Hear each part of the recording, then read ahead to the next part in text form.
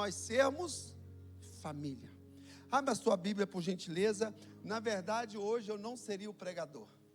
O pregador seria, a princípio, o pastor Neto, mas ele está cuidando da mamãe dele lá, e ele tinha uma responsabilidade aqui no sábado conosco. Ministrou uma palavra maravilhosa sobre lealdade e deslealdade. E aí eu joguei no colo do pastor Devani, e o pastor Devani foi fazer o catéter, e aí está assim, está meio borocochô, né? Agora é isso. Aí eu falei assim, e quando vai chegando, a gente começa ali por volta de segunda, terça-feira, até pedir os pastores para se preparar. Aí vai dando quarta, quinta, sexta, não dá para jogar a batata quente no colo deles, né? Aí a gente tem que pedir Deus misericórdia e se colocar na brecha. Neemias, o texto que eu vou usar a princípio é a partir do capítulo 12. Porém, eu quero dar uma introdução no capítulo 1. Todos nós conhecemos, eu vou usar Almeida, tá? Almeida, João Ferreira de Almeida, a minha versão. É importante que nós venhamos a entender o contexto desse livro de Neemias.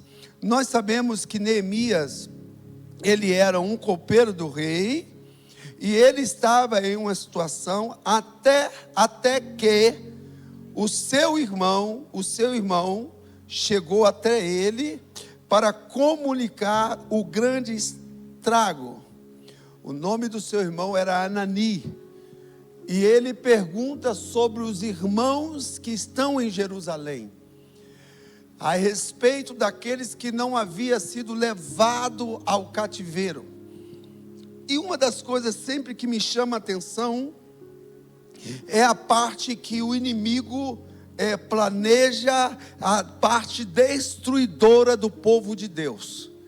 Isso nunca deixou de existir, e isso nunca vai deixar de existir. Se você algum dia entregou a sua mão ao Senhor Jesus, você encontrou um adversário terrível, que não quer que você tenha comunhão com seu Deus, e tudo que ele puder fazer, ele vai fazer. No verso 3, quando Neemias ouve a respeito dos povos, do seu povo, que os muros de Jerusalém estão queimados, as portas estão queimadas, os muros estão quebrados.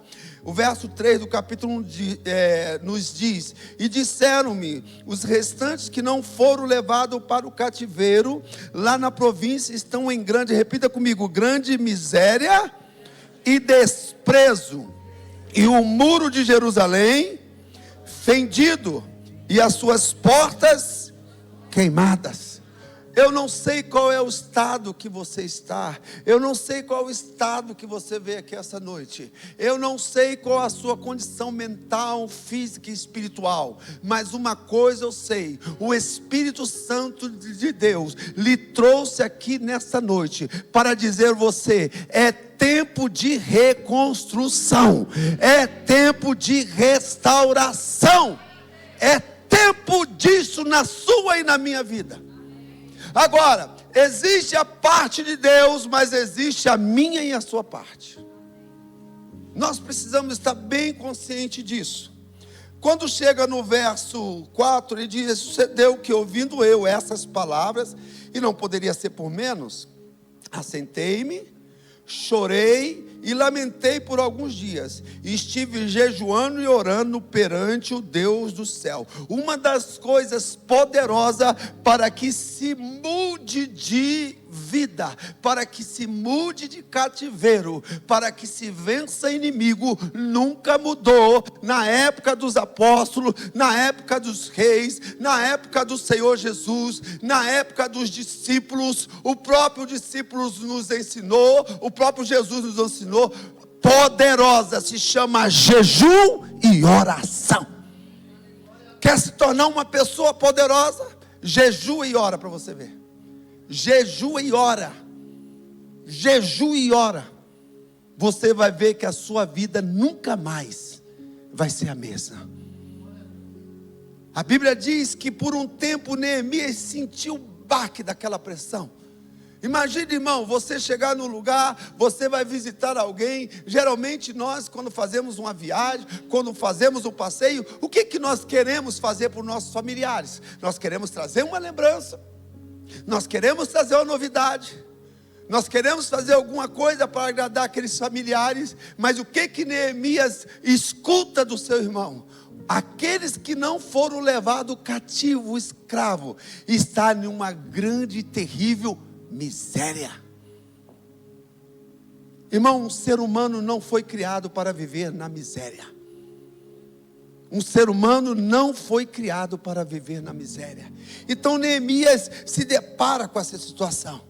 E diante disso, o que me chama a atenção, que Neemias se prontifica a sair daquele estado que ele está, aparentemente confortável, aparentemente louvável. Ele está na presença do rei Artaxerxes, ele está desfrutando do palácio real. Escuta o que eu vou afirmar para você: se você não entender que é tempo de você se reorganizar, você não vai ver o milagre de Deus acontecer na sua vida.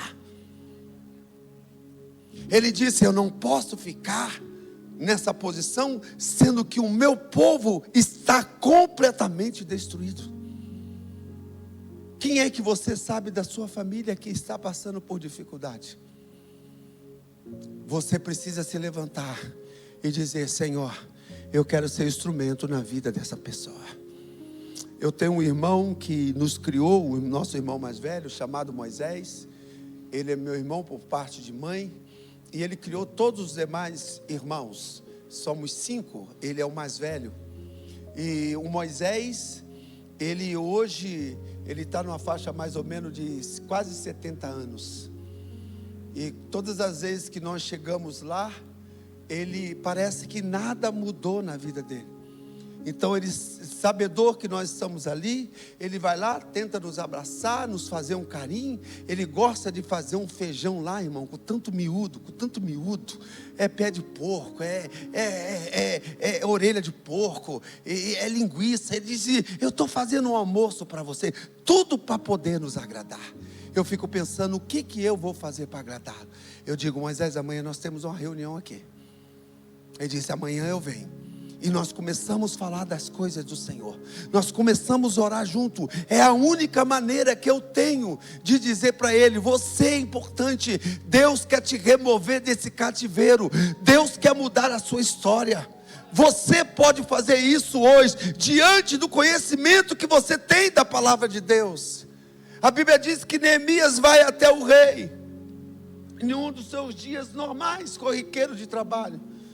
O rei olhou para ele e disse assim: vem cá, Neemias, você não é desse jeito. Você é uma pessoa extrovertida, uma pessoa alegre, uma pessoa feliz. E pelo que eu saiba, você não está doente. O que foi que aconteceu? E ele abre o coração para o rei e diz: rei, o meu povo está em uma situação terrível, de pobreza e de miséria. Quando chega no versículo 5,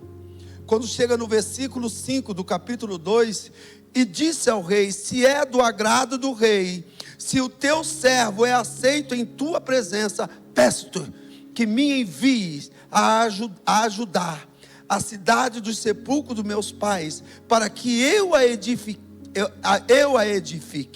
Então o rei me disse, estando a rainha sentada junto a ele: quanto durará a tua viagem? E quando voltará? Aprove ao rei enviar-me, apontando-me um certo tempo. A Bíblia diz que ele encontra o favor do rei. Mas quando ele encontra esse favor do rei, ele mesmo menciona. Ele diz: isso só aconteceu porque a mão de Deus estava sobre a minha vida. Eu pergunto para você: quem nessa noite aqui tem o coração, o desejo de ser bênção na vida de alguém? Levanta a sua mão. Eu quero dizer para você que a mão de Deus já está sobre a sua vida. A mão de Deus já está sobre a sua vida. Quando você parte para o princípio de ajudar, já é Deus movendo no seu coração e dizendo: vai que eu vou te ajudar, vai que eu vou te socorrer. Amor às pessoas, irmãos, é atitude, não são palavras. Agora, quando você observa essa boa ação de Neemias, Você pensa que você vai chegar lá, vai dar tudo certo, todo mundo vai ajudar, todo mundo vai te aplaudir, todo mundo vai te apoiar? Não, irmão. Enquanto você não começar a fazer, ninguém vai fazer. Começa você. Começa a fazer você. As pessoas podem até parecer e te ajudar depois, mas quem começou foi você. A Bíblia diz que quando Neemias ele é liberado pelo rei, ele faz 2 petições para o rei. Ele pede para o rei cartas para o seu jardineiro, porque ele precisaria de quê? De madeira para a reconstrução das portas. E segunda coisa, ele precisava de quê? Ele precisava de proteção. A Bíblia diz que o rei manda um exército, uma caravana com Neemias, para proteger das suas adversidades. Diga assim: todas as vezes que eu me prontifico a abençoar a vida de alguém, Deus já mandou os recursos. Ninguém joga a cadeira para o alto. Deus já mandou o recurso. Deus já mandou o recurso. E que coisa maravilhosa, irmãos. Mas quando ele passa para poder tomar a providência da qual ele havia proposto no coração, ele encontra algumas resistências. Quando chega no capítulo 2, no verso 10, isso que me impressiona, como existem pessoas malignas, como existem pessoas maldosas. Muitas vezes tem pessoas, me mandaram um vídeo de uma espírita aí que ela estava dizendo sobre isso. O povo do outro lado está comentando sobre isso. Ela dizendo que ela estava ali para poder fazer um trabalho, para poder aliviar a situação daquela pessoa diante de outros que estão fazendo mal para ela. Então ela tinha que fazer um trabalho para poder aliviar as pessoas que a procurou para fazer aquele outro trabalho. Isso se chama reino espiritual. Nós estamos aqui sentados, você está aqui sentado, você não tem noção da guerra que está acontecendo nesse dado momento, nesse lugar. Muitas pessoas talvez estão aqui, não está nem ouvindo, conseguindo ouvir o que eu estou falando. Isso é muito sério. Eu vou mostrar para vocês na Bíblia isso que eu acabei de falar para vocês. No capítulo 2, coloca aí, capítulo 2, verso 10. E você pensa assim: não, mas não é assim. Eu quero dizer para você, é assim. Porque a Bíblia diz que é assim. Diante da miséria, diante do caos que os babilônicos causou em Jerusalém, na terra dos antepassados de Neemias, onde ele se prontifica a dizer: rei, me envia, ei, eu quero sair desse conforto, eu quero ajudar os meus irmãos, eu quero restaurar os muros e as portas, e o Senhor vai me ajudar. Quando chega no versículo 10, você lê, você estuda, você diz: não acredito. Não poderia abraçar a minha causa? Não poderia me ajudar? Não poderia estender as mãos? Não poderia arregaçar as mangas e dizer: conta comigo? Mas não. Olha aí o que aconteceu. Disto ficaram sabendo. Ficaram sabendo o quê? Ficaram sabendo o quê? Que Neemias estava saindo para reconstruir os muros de Jerusalém e as suas portas e remover a miséria daquele povo. Não pense que todas as pessoas que dão um tapinha nas tuas costas, que convivem ao teu lado, deseja que você saia da miséria, deseja que você tenha saúde, deseja que você tenha um ministério que floresça, deseja que você tenha uma família saudável. Cuidado com isso! A Bíblia diz que disto ficaram sabendo Sambalate, Zoronita e Tobias, o servo do Amonita, e muitos lhe desagradou que alguém viesse a procurar o bem dos filhos de Israel. Você acha que todo mundo quer o seu bem? Pode embarcar nessa daí. Vai nessa ilusão sua. Você vai ver onde você vai chegar. A Bíblia diz que esses homens ficaram raivosos. Eles ficaram possessos. Eles ficaram indignados. Ele disse: como? Como que eles se atrevam a se levantar? Você acha que as pessoas querem que a sua história mude? Você acha que as pessoas querem que a sua família tenha bons resultados? Que seus filhos sejam honrados nessa terra? Que seus filhos vivam a promessa de Deus? Não, irmãos. Não querem. O diabo não quer que nossos filhos, as nossas famílias vivam a propósito, o propósito e o desígnio de Deus. Quando chega no verso 17 do capítulo 2, acompanhe aí comigo. Então lhes disse: bem vede vós a miséria em que estamos, que Jerusalém está assolada e que as suas portas têm sido queimadas. Vinde, pois, reedifiquemos o muro de Jerusalém e não estejamos mais em opróbrio, não estejamos mais em vergonha, não estejamos mais em humilhação. Deus não criou o homem para ser humilhado. E muitas vezes nós nos sujeitamos às humilhações porque nós não usamos as armas poderosas que nós temos para poder nos levantar. Diga para o seu irmão: esta noite você vai se levantar, você vai reconstruir, você vai arrumar esse buraco aí. É noite de reconstrução.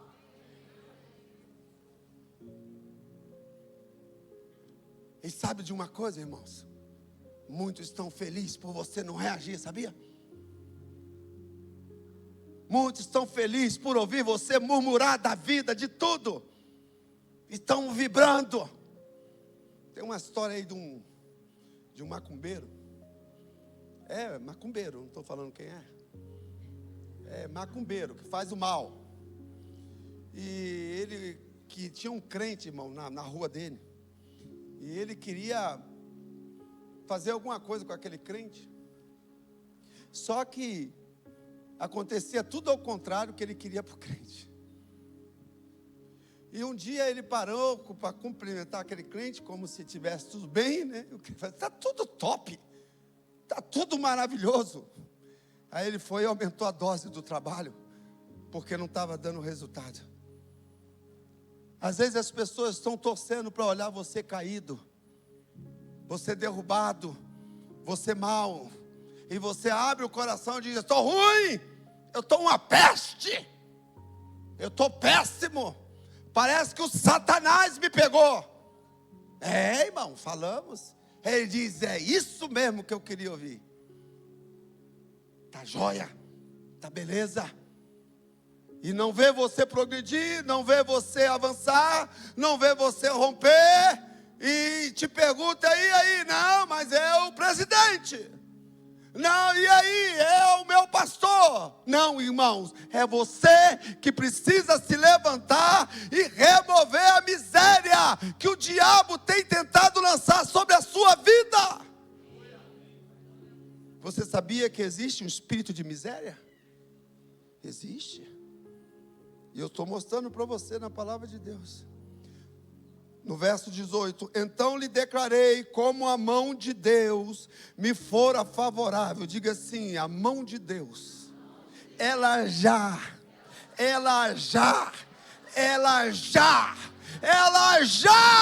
me favoreceu.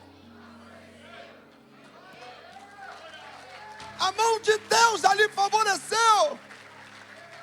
Neemias está dizendo assim: olha, deixa eu declarar uma coisa aqui. Tem uma mão poderosa sobre a minha vida. Tem uma mão que me sustenta. Tem uma mão que me livra. Tem uma mão que me guarda. Não é, Leopoldo?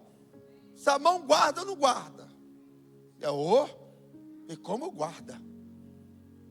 Quanto socorro Deus já te deu.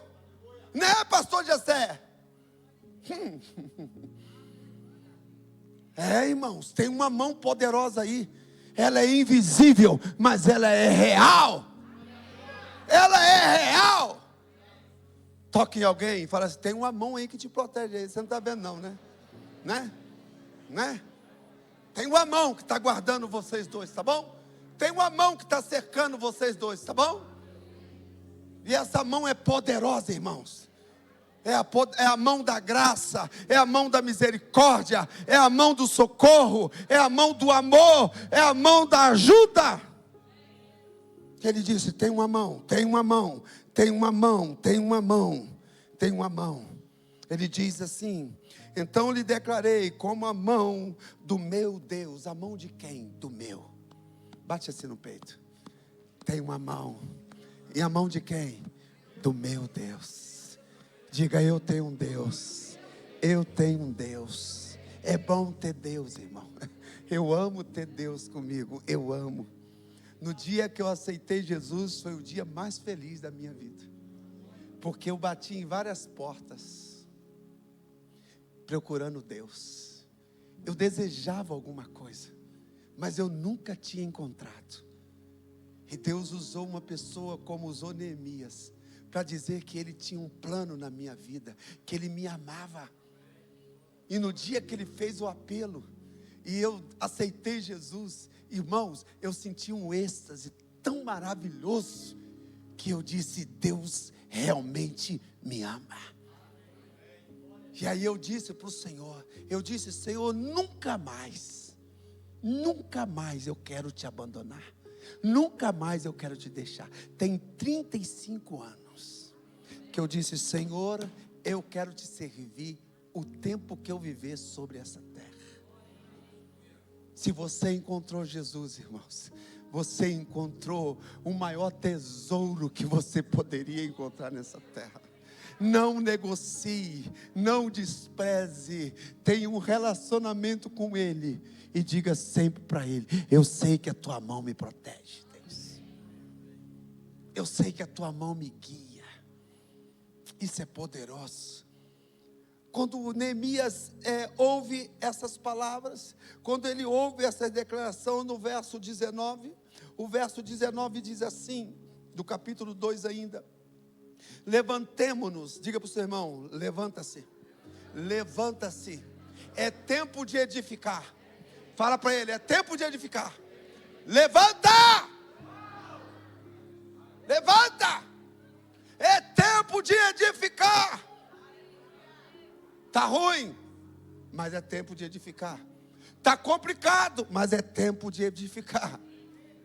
Está difícil, é tempo de se levantar. É tempo de se levantar. É tempo de se levantar. É tempo de se levantar. Se você achar que ficar com os braços cruzados vai resolver, eu quero dizer para você: nunca resolveu. O Senhor diz para os preguiçosos: está com preguiça? Vai ter com a formiga, ó preguiçoso. É tão sério, irmãos, que o autor de Provérbios diz que o preguiçoso nem comer deve comer. Nem comer deve comer. Está com preguiça? Nem come. Sabe por quê, irmãos? Porque nós precisamos dar sentido à nossa existência. O que te move sobre essa terra é para o qual você foi criado, para o propósito que você existe, que Deus estabeleceu na sua vida e na vida daqueles que Deus te confiou. Como estão esses que Deus te confiou? Ele disse no verso 19: levantemos e edifiquemos e esforçamo-nos as suas mãos para o bem.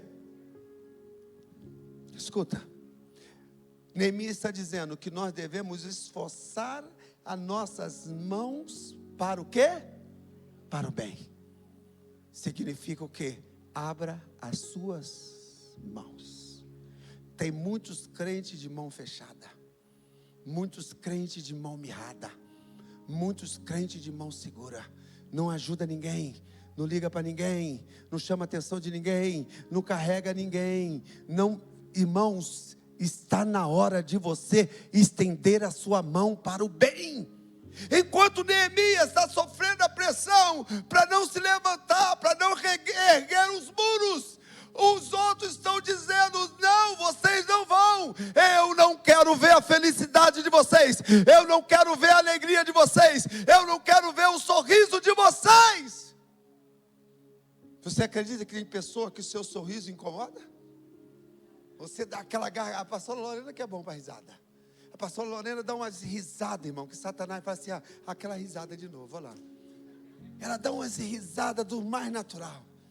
Aí você está alegre, você dá aquela risada. Aí aqueles sambalate, Tobias, dá aquelas risadinhas de cantinho de boca assim. Doidinho para você se ferrar. Não pode falar se ferrar, não. O que é outra palavra sem se ferrar? Se dá mal. Thank you so much. É isso aí mesmo. Tem pessoas, irmão Silmar, que quer que o senhor se dê mal. O senhor acha que tem pessoas que gostaria que o senhor saísse daquela UTI? Que o senhor recobrasse as suas forças? De jeito nenhum. Quem passou por uns apertos aqui há 1 ano atrás? Há 2 anos atrás? Quem te viu passar pela prova, te ajudou. Irmão, é sério, irmãos. Pouquíssimas pessoas, muitas vezes, nos promovem. Sim, querido. Steve. Fechou? Eu estou com aquelas fotos lá. Estou. Isso aí, ó.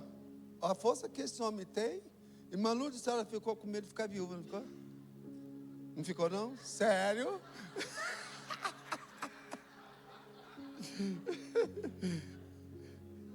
Nós temos que redobrar, irmão, a nossa vigilância. A Bíblia está descrevendo. Eu pergunto para você. É um sinal de alerta aí do inimigo. Não vê, não olha não. É o inimigo que não quer que a gente ouça a palavra de Deus. Eu pergunto para você, por que isso aqui está escrito aqui na palavra? Fala sério. É só para registrar, Cadu? Não é, irmãos. É para nos alertar.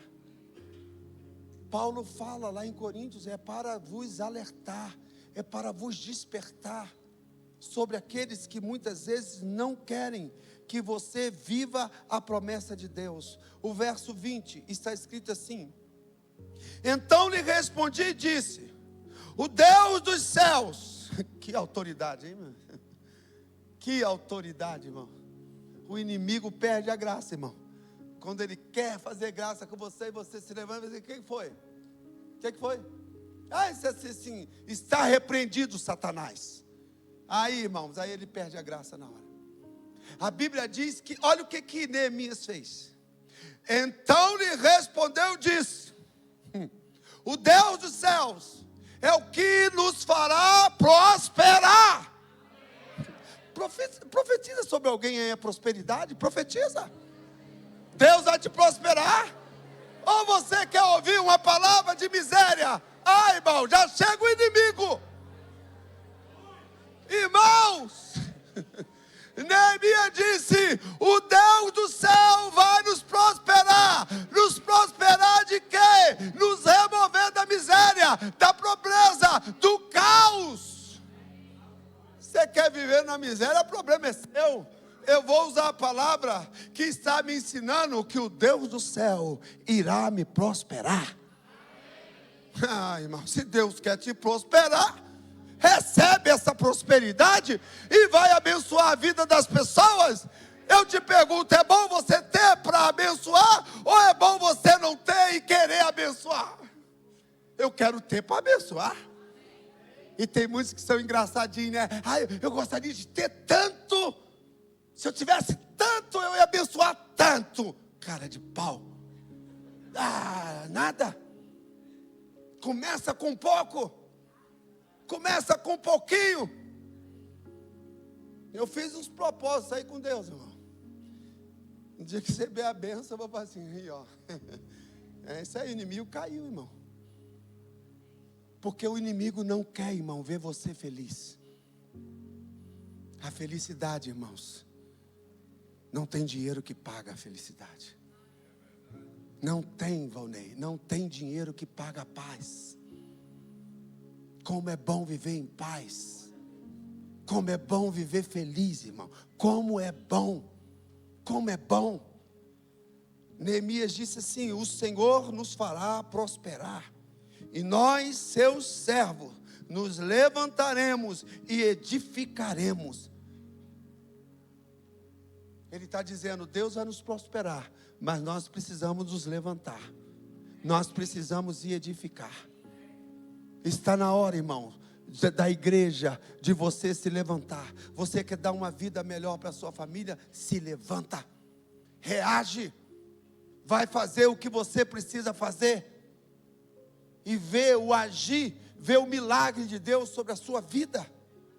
Quando chega no capítulo 3, você vai ver as portas que precisariam ser restauradas: porta do gado, porta do peixe, porta das ovelhas, porta do vale, porta do monturo, porta das águas, porta do cavalo, porta do oriente, porta do gado. Você imagina, irmãos, quantas portas que foram destruídas.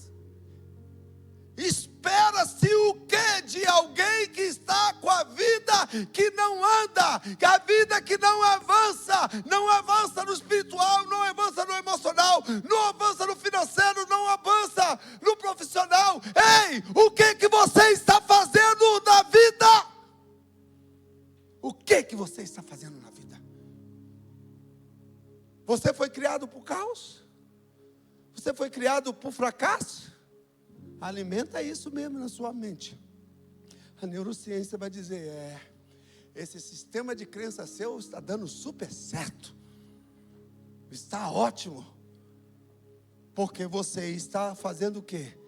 Você está usando o poder que você tem para o seu próprio fracasso, para a sua própria derrota. Todas as vezes que Neemias via a ação do inimigo, ele dizia alto lá: eu tenho um Deus que cuida de mim. Eu tenho um Deus que me prospera. Eu tenho um Deus que me abençoa. Eu tenho um Deus que me fortalece. Muitas vezes, irmãos, nós não conhecemos o Deus que nós servimos. Nós pensamos que é um Deus que ainda está pregado na parede. No capítulo 4, os inimigos pretendem retardar a edificação dos muros. Repita-se comigo: tem coisas... Fala com autoridade. Tem coisas que na minha vida já deveria ter mudado.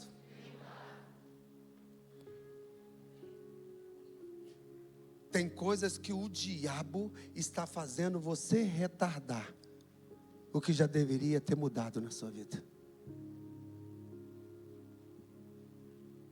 Tem coisas, irmãos, que já está pronto. Já está pronto. O meu relacionamento com Deus, a minha aliança com Deus vai nos levar a esse lugar, para que se cumpra o propósito de Deus nas nossas vidas. Se Deus tem interesse que o propósito de Deus... Eu nasci no Rio de Janeiro, carioca da gema.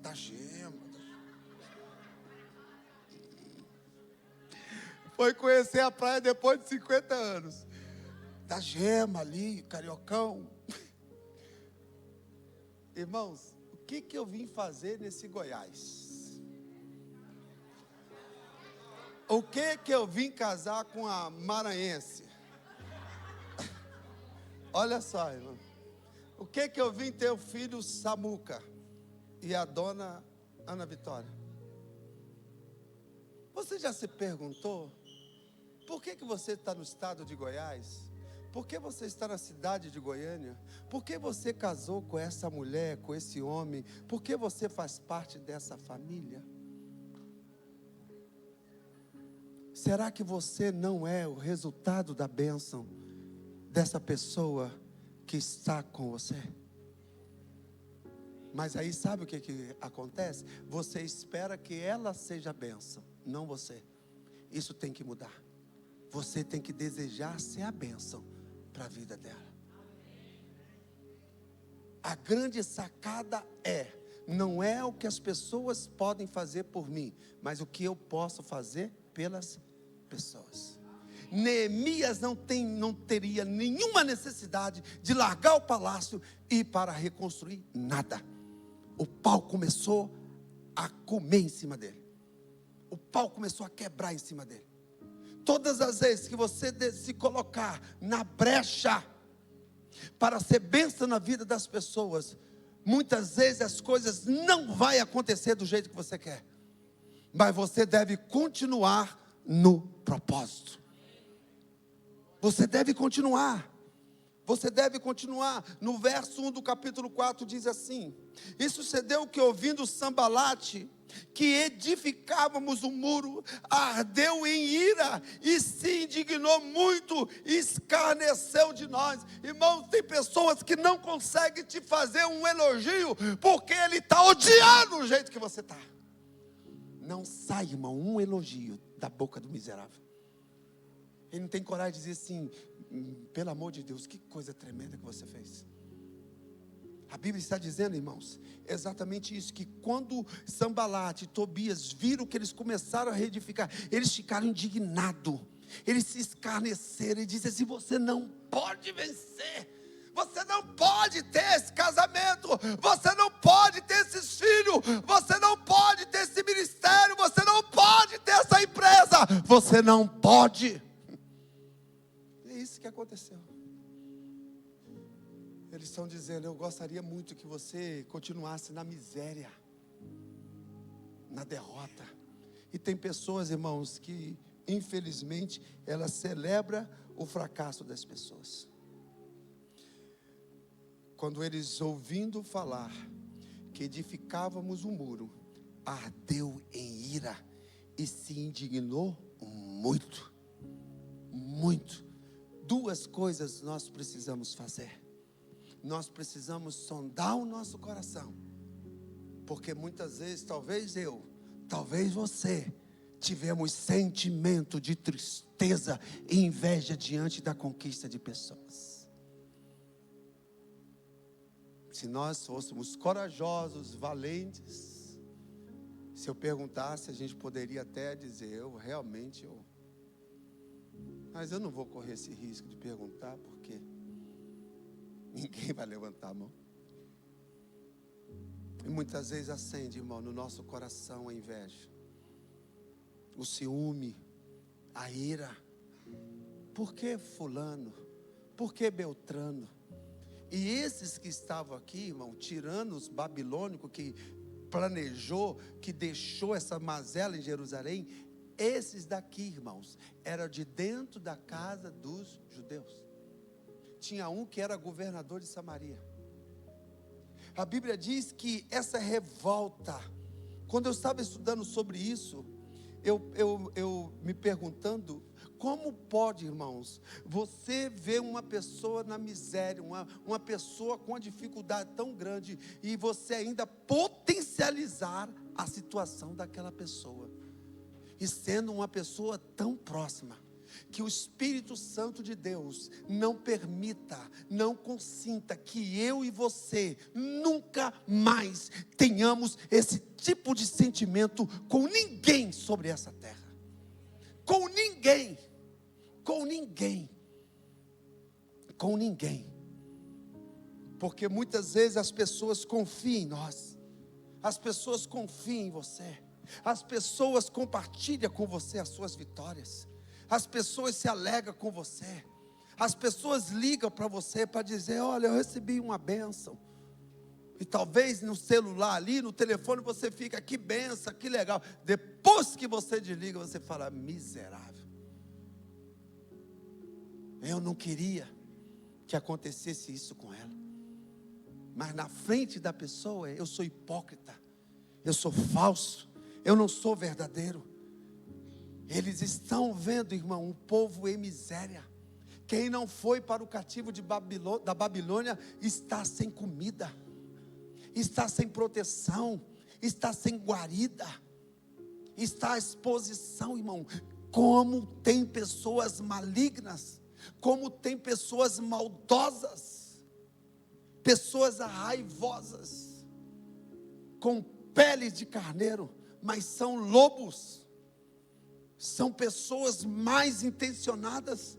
Neemias, irmãos, está vivendo uma pressão terrível, porque ele está vendo essas pessoas. Quando chega no final, na metade do verso 2, do capítulo 4, observa isso aí.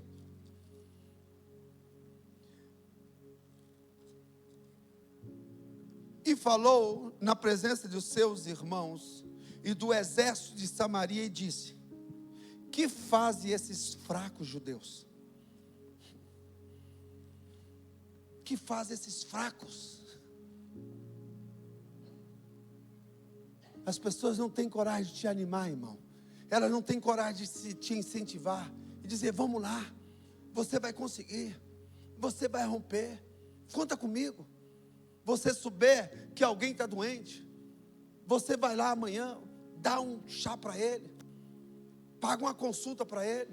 Vamos lá, meu irmão, eu quero te ver bem. Às vezes a pessoa está sem trabalhar, a pessoa não tem o dinheiro para comprar o remédio.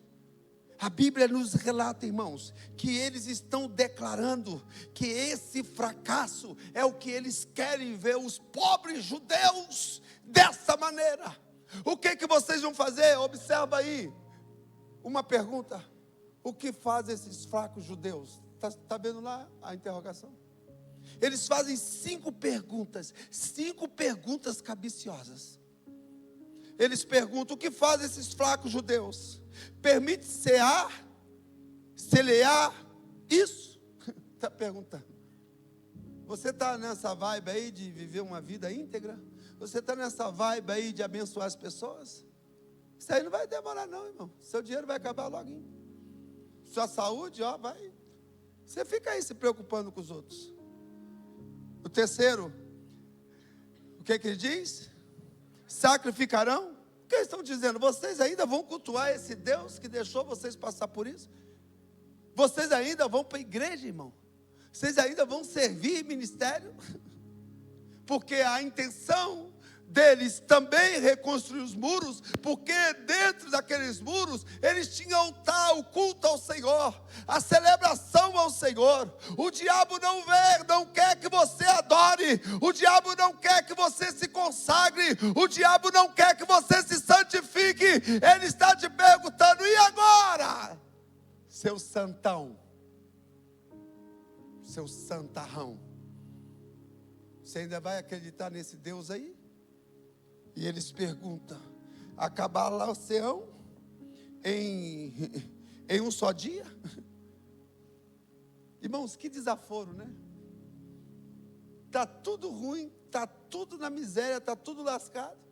Se ele se levanta para se posicionar, se levanta para poder ajustar, para arrumar, alguém diz assim: quanto tempo você acha que você vai levar?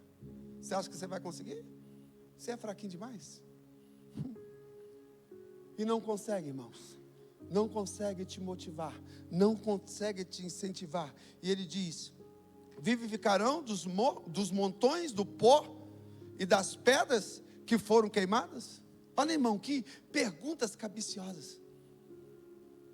Você acha que vai ter jeito esse filho seu aí? Você não está colocando expectativa nesse povo, não? Você acha que vai funcionar? Não está vendo a quantidade aí de pedras? Não está vendo aí a quantidade de madeira? Como é que você vai conseguir madeiras novas? Como é que você vai conseguir pedras novas? Verso 3. E estava com ele Tobias, o amonita, e disse: ainda que edifiquem, vindo uma raposa derrubará facilmente o seu muro de pedra. Isso são palavras, irmãos, depreciativas. Isso são palavras, irmãos, maldosas. Ainda que, às vezes você faz um sacrifício, às vezes você trabalha, você se esforça para conquistar alguma coisa, para abençoar alguém. Alguém fala assim: só isso que você vai fazer? Só isso que você pode? Você não pode dar mais não? Não tinha nada, irmão. Não tinha nada. Eles estão dizendo: vocês estão achando o quê? Um dia? Vocês estão achando que vocês vão ter força para poder tirar essas pedras daí? Está vendo que está tudo lascado, não? Não está vendo que está tudo ruim não? Está tudo estragado? A Bíblia diz, irmão, que ele falou assim, e tem mais, hein? Você que está dando aí de bonzão, na hora que você colocar a massa aí, colocar o tijolo, uma raposa vai subir. E muitos irmãos se entregam a essas falácias. Muitos deixam esse espírito humano, essas palavras malignas impregnar no seu espírito, que ela diz, é mesmo, você tem razão. Eu não vou lutar mais para isso não. Eu também não quero mais isso não. Já tentei tantos anos, já pelejei tantos anos. Irmão, o pastor César, ele fazia 3 hemodiálise toda semana. 3. Alguém aqui já fez hemodiálise? Levanta a mão aí, pelo amor de Deus. 10 anos, irmão, fazendo hemodiálise. 3 vezes por dia. Por semana. 3 vezes por semana. Mas ele não desistiu, ele se levantava, ele se arrumava, ele tomava banho, ele se organizava, ele ia para aquela hemodiálise, ele saía de lá detonado, tinha culto, ele vinha se espremendo, ficava ali sentado, com a cabeça baixa, encolhido. E eu disse, meu Deus, tem misericórdia deste homem. Ele chega em casa um dia, tem uma ligação dizendo, você vai reconstruir seus muros, você vai reconstruir suas portas, porque você encontrou o favor do rei, o favor do rei, o favor do rei. Oh meu Deus!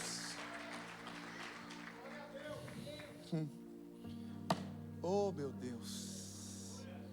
Tem um favor aqui nessa noite. Tem algo poderoso acontecendo aqui nessa noite.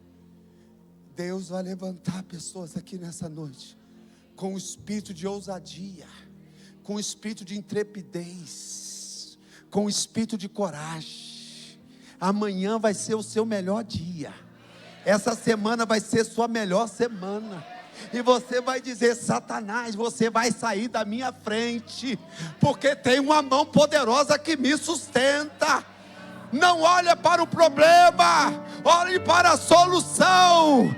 Esse que vos diz, já passou muita necessidade,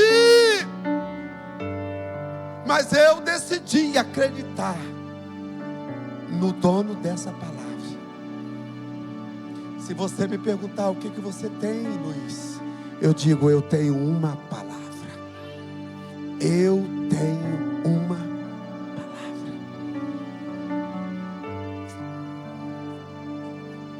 Como Deus é maravilhoso. Se levante, por favor.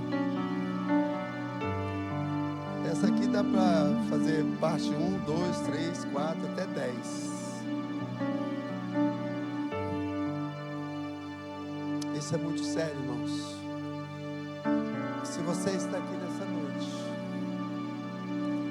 você precisa entender. Qual que é o seu nome, querido? Vinícius, você não veio aqui por ser um cuidador do Senhor. É porque você precisava ouvir essa palavra. Você precisa tomar essa palavra, porque tem coisas grandes que Deus vai fazer por você e através de você.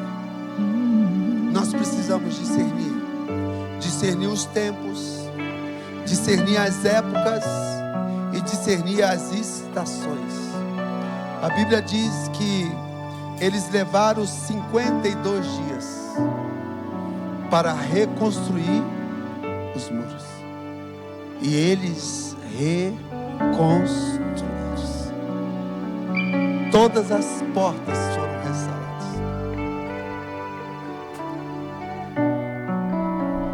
Diz para o seu irmão, tem coisa boa vindo aí. Tem coisa nova vindo aí.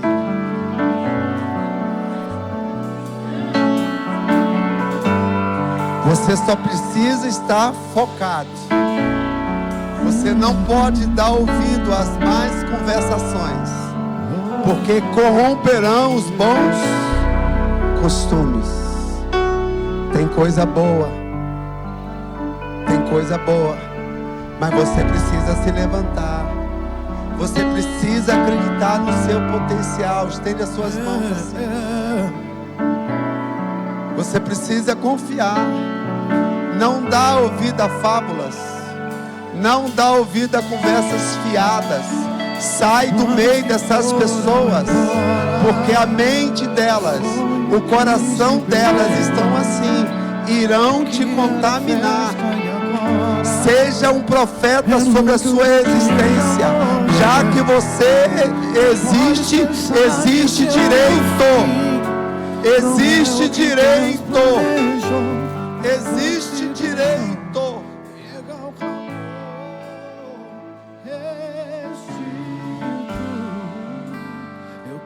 Eu gostaria.